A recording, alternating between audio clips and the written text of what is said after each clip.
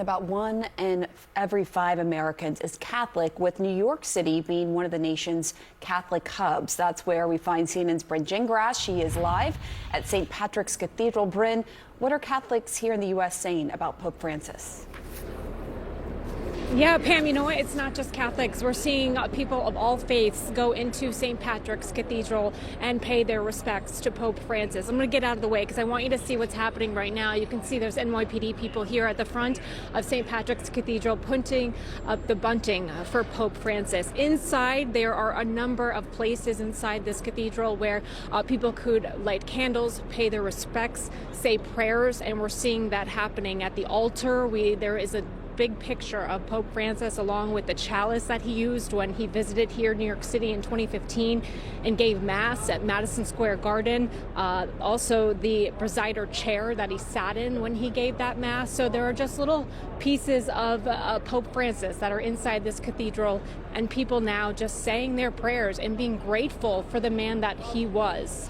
We actually heard from Cardinal Dolan earlier this morning, who talked about this being a death in our family, in the Catholic community's family, and also talking about how he couldn't have choreographed this death any better, talking about how, you know, he gave that last Easter blessing to Catholics all around the world and then rode out in the Pope Mobile amongst people, being that Pope for the people, and then passing away on Easter Monday.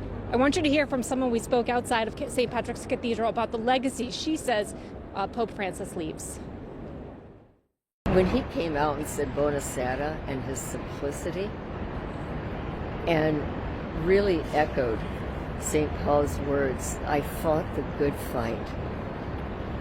I finished the race and I kept the faith. All the things you talked about, things he brought up that he really isn't traditionally talked about, he fought the good fight.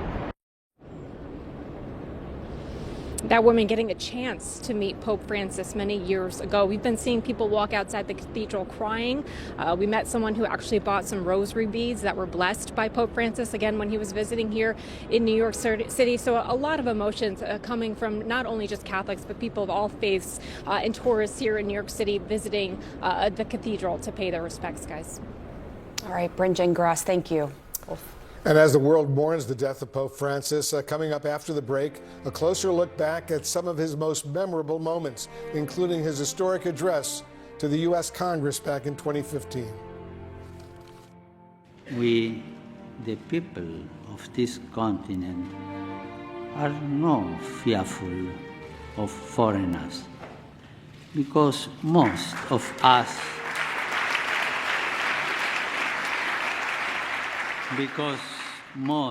us were once foreigners. His 12 years as leader of the Catholic Church were punctuated by many remarkable and dramatic moments, including this one in 2013. Se una persona è gay e cerca il Signore e ha buona volontà, ma chi sono io per giudicarla? It was seen by many as an olive branch from the Vatican to gay priests and the gay community around the world. And in 2016, he brought 3 Syrian refugee families to the Vatican from Greece, where they had fled. During his years as Pope, he often returned to the plight of refugees around the world. And there was this.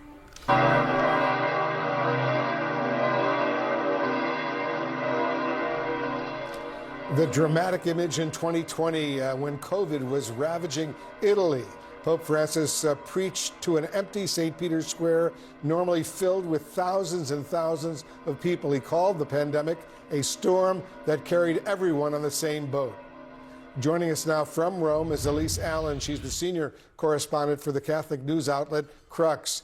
Elise, thanks so much for joining us. What's your reaction, first of all, when you heard the news of his death?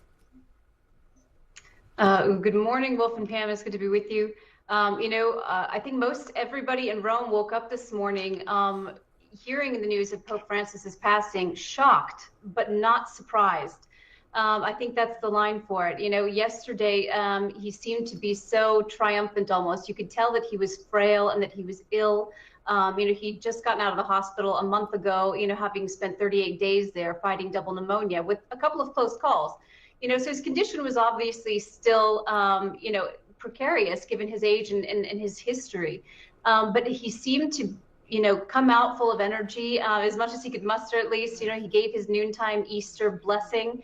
And it was the first time since his hospitalization that he had been out in the Pope Mobile amongst the crowd, waving to people, blessing children and infants, handing out candies.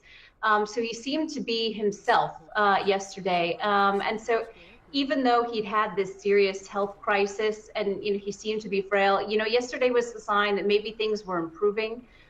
So I think when we heard the news of his passing this morning, most people didn't expect it. It was a shock for most people here in Rome. Right, they just saw him on Easter Day, giving what they didn't know at the time would be his last blessing. What is his legacy inside the Vatican and the Church? Yeah, I think that's a very big question, ma'am. It's one that is going to take a lot of time to unpack, I think, in the next few days and weeks, as people look back on Francis and his 12 years as Pope. I think he really has a reputation and a legacy as being a bit of a maverick. There's not much that Francis did that did not capture the world's attention from the very beginning. When he made the decision to return, to his hotel and try to pay the bill himself, to choosing to live not in the papal apartment in the Apostolic Palace of the Vatican, but in the guest house, which is much more accessible to people. I think he's going to have many different, there are many different aspects to his legacy. I think he's going to be seen as a global pastoral genius. He was really the parish priest of the world. There's part of that, local pastor that never left him, and that's something that he lived until the very end, even in his desire this last week to be with the people.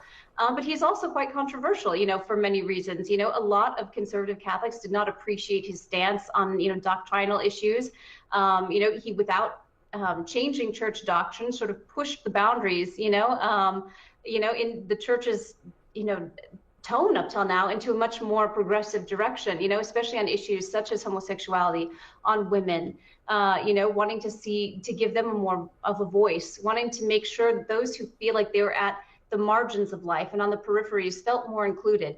Some of his decisions, his decision to restrict the Latin Mass, some of those things were quite controversial and they weren't appreciated by everybody, but also his attention to the poor, to the marginalized, to issues such as climate change.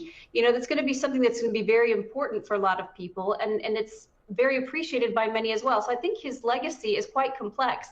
And it depends on where you stand, but there's no denying that he was a Pope who made a difference. And despite, the controversies that you laid out, he was popular. If you look at the polls, Very popular. He was beloved and popular. He was a great, great man. I know you had a chance, Elise, to meet with Pope Francis. What was that like? And what were your impressions of him? So I had, I appreciate you asking, because as a journalist, we cover the Pope so closely, but we have very few personal interactions with him. So I met him on a number of his papal trips, just brief greetings, but I had a private audience with him and two other colleagues. In December, we were talking about an abuse case that he was investigating, the Vatican was investigating, this outfit out of Peru. And he wanted an update, basically. And so I was quite impressed when I saw him there and how interested he was, how alert he was, how attentive he was. He really wanted to get to the truth. And that was very clear. And to me, the fact that he gave an audience to 3 journalists, because he wanted to know what the story was quite telling. And so I found him to be somebody very attentive, very carefully listening to everything that we were saying. He's somebody that was, even until like these last few months, physically, he was not doing well, but mentally he was very present. And that was obvious in that meeting. And so I found him to be, in every interaction, but especially that last one in December, to be extremely sincere. And you could tell that he really wanted what's best for the church. Again, whether you agree or disagree with his vision for that, it's something I believe is a deep desire of his. Elise Allen helping us appreciate the enormity of this pontiff. Thank you very, very much. Elise is in Rome. Pamela. Thank you so much, Elise. And thousands of people from around the world are gathering at St. Peter's Square to pay their respects to Pope Francis. This is what some had to say after learning of his death. It's a great disappointment, a great loss, a man who has innovated the church and a man who has left a great mark. And this This absence causes great pain. It's a moment of a bit of sadness and at the same time thankfulness and celebration of life.